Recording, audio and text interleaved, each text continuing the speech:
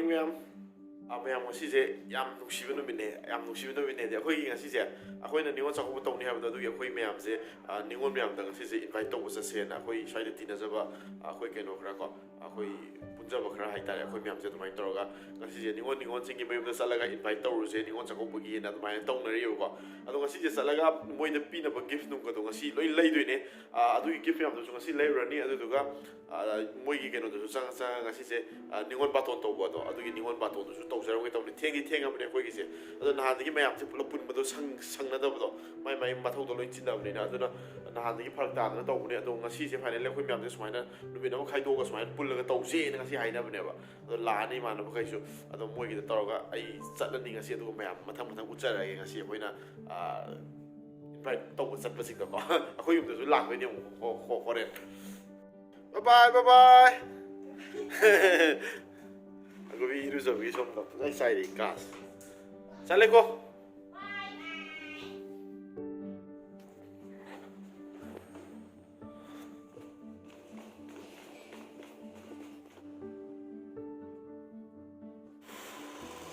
Lani hingai di sida.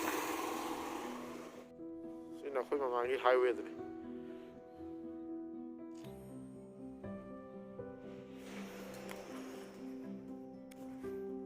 Nang angang ilang ikan tu lau thuk ni na. Yang lain je koi jalan ni. Yan ham dah, tahu sanjui dah hantar luar ni. Koi tahu sanjui dah hantar dua orang yang terus. Nang foto nang nadum pai kalai lau je. Adu yang Amazon kita. Oh. Ai se Amazon dia lau pot sanitize tahu. Masih. Jalan saya tu. Tay ma'am do.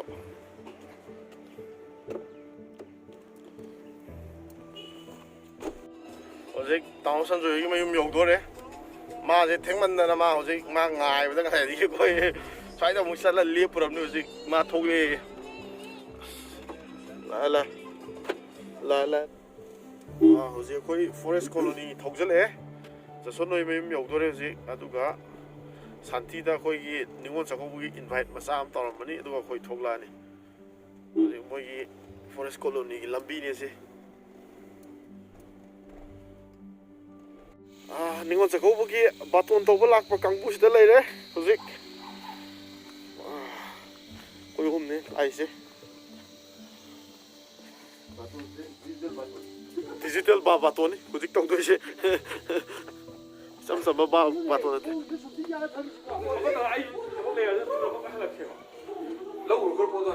Nanti baton tau si pot lagi si pot low roh halah sih. Chakowba hai lai ne.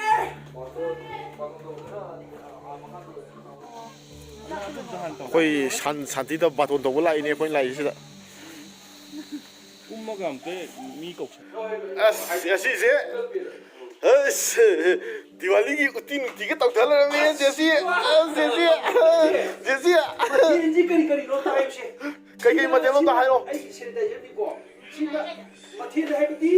Kau baca lo dah. guys आई चाहते हैं सिंगा सी तो हाय लो Mana thong baca. Mati dah sih kau ni ba. अब ले हापू जुले में दिखाई लो अब ले 당선 저희 좀다 푸드기 노래 지금 우티 세세 아스 우티네 보라네 와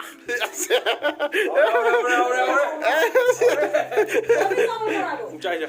아블레 좀다 깐나 Yo betul betul kapiu sih. Betul kapiu sih. 아블레 깐나미 자선 좀다 바카 깐나 나나 뮤직 Alu sudah bio. Jai, santi jai.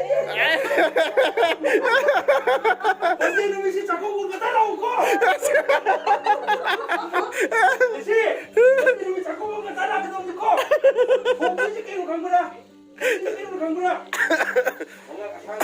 Sang ba, kanga kau ye. Kau dah ko. Mesti lu dah kau mesti kau kanga. Gus Oh. Gus 통되니 거 Gus sini ko. Gus kanggura. Kanggura ba? 라라 노래 뮤직 산티기 인바이트 노래 뮤직 아고에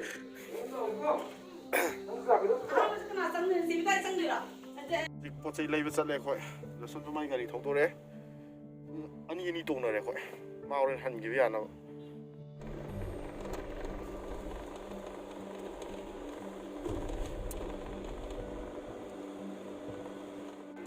Em bạn nhiều gì khơi mi phải xả lồng xuống nào đi là hàn tí lúc nào nó phải nó út vợ phải nó cái nó thầu thì có gì út lực kì tao sẽ xong tao phải xả thuộc sang rồi xin em New Market xin New Market site này em bạn chỉ là xong là căn site ta xong tới kì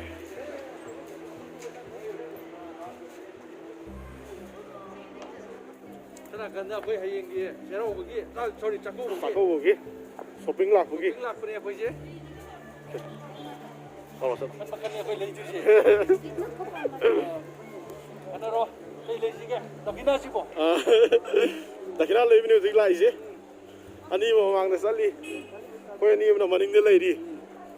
Tahu sahaja ini masih mana guide tahu ni mana anda dua ibu ni na. Sudah baik chân đi chơi gì người ta mặc tên này phơi nó xí lại chứ Mana. Aduh masih kau. Kau saya ambil lagi thara ga. Nganu mulu buat satu ni macam yang minus sih. Sina. Gengtoki MG Mart ki phasa batu ni. Siusi. Weather se am phasa inga sih. Jadi na ing lau ga. Yang post sakre weather se.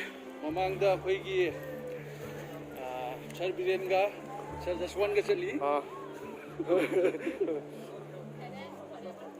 Mama ni kap kan na sali. Aku nggak long thang phal la sali je mamang da mama ni. Wari su yam nungai ni mama ni se kai wari no di kang de koi. Mafam si yang view me am phasa bane. Koi su maning de sali. Aina camera ka phasa da mayam na yon mon yenge. Yengu sine hai sina. Yengu na. Si me yang view mafam se. Musa de sai sina. Sina music MG Mart yau re. Sini MG Mart music tourist lak na ba ho re mo sai se. Mi su tum. Phazana kan to isai la ya duna wanga nga ro ge copyright la ne.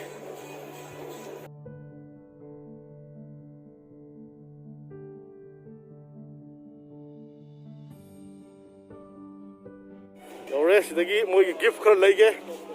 Gift tu di hayang kon uchara ge uji ulla ro ge. Pot lấy rồi mọi cái gift nung lấy rồi rồi gì, rồi thâu đồ rồi xong đó, khôi số, sát lại cái, à rồi ngàn nụ lấy sát lại cái gì, khôi gì, xin đó baton tàu mua dầu rồi, nhiều không gì đó, xin đó mua baton không, tàu mình đi sang cái gì, xí cái nó tàu cam này Serjaswan á đây tàu cam rồi xong đó baton sát lại, xong đó mua. Hey, Amua! Hey! Hey!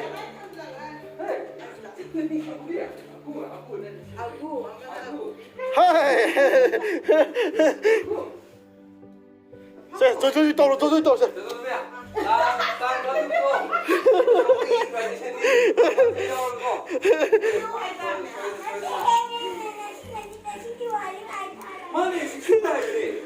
Mandeda.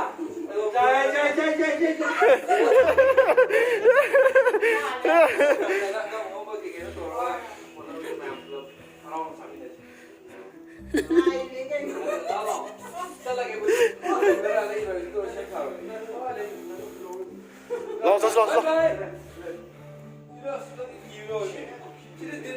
Lo. Cây nó xí bộ. Ai mà, xí lù bà này chả, ai mà sini cây nó năng cái sound chỉ mi san nữa mà sẽ lệ. Đánh đều Có gì vậy? Sini jalan mai bilang ini ngay rồi. Siang poro. Yao tu ni. Oi comment tu kusti. Oh wani. 1, 2, 3, my woofer I speaker and please. Yes. Fazai. Salu gigi tamo.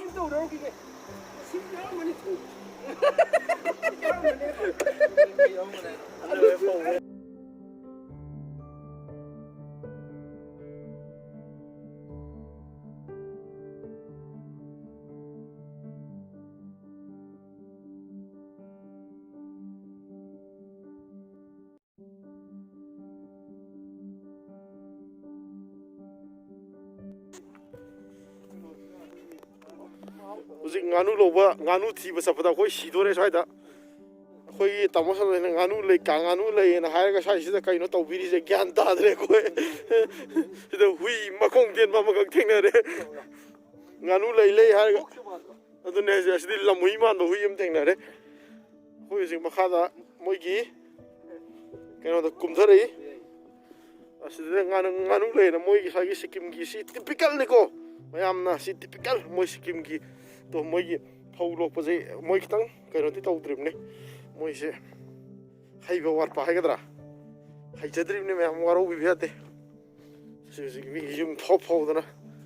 Ko si la sida. Si mafam se to sida moi greenhouse ka thamme. Greenhouse khan na ko ta na basti gi ko khungang gi hai tare. Khungang ne khoi lai se.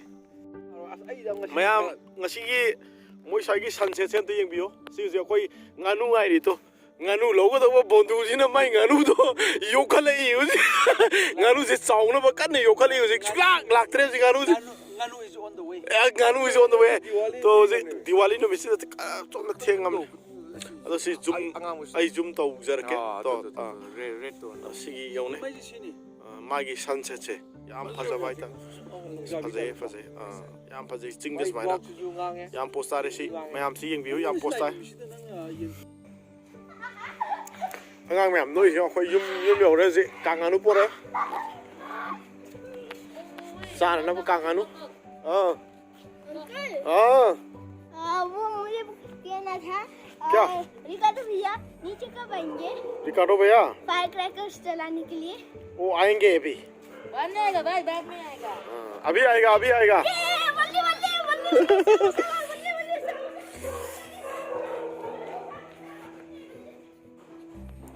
ai ha Uzik ako'y tatong baton yaw na ka to re Sana. Jai. Abre Vito. Ready na na ko. Hasil la ko. Nasa na suma droy puraga. Hello ko. Kanga ni ko chang special ni hai. Kanga ko yang kan kasi yan. Berarti, Manipur dan ya. Hamune koi na mo. Kanga bijaraga ni mo chakowba ko. Special ni special. Manipur da phang de pore ko to duje. Mane Khanga ba? mane Yam special ni to duje. Ako biya. Mo chakowba. ho mun ro Oi, so lang na nga.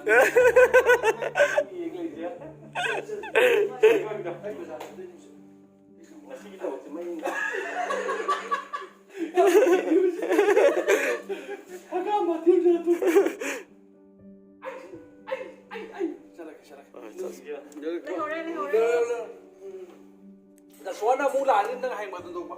Kaya nga sabi ko di kita na dira. Mag-video.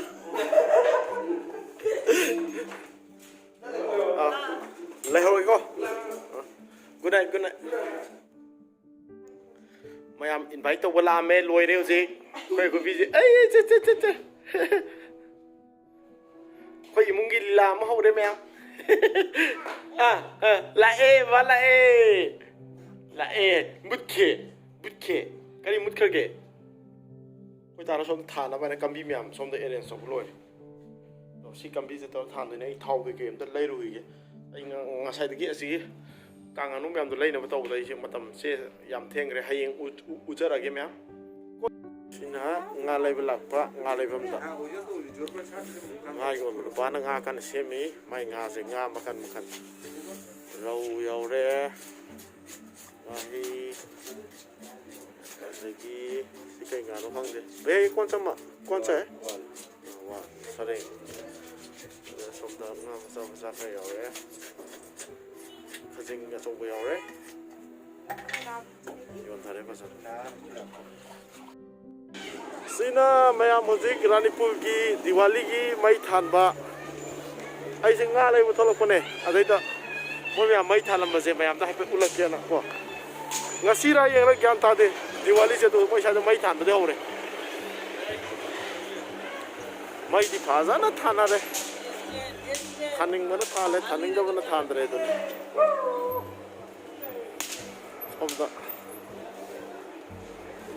ꯁꯣꯝꯗꯁꯨ ꯊꯥꯜꯂꯦ ꯑꯊꯥꯟꯕꯈꯩꯅꯊꯥꯜꯂꯦ ꯁꯣꯝꯗꯁꯨ ꯊꯥꯜꯂꯦ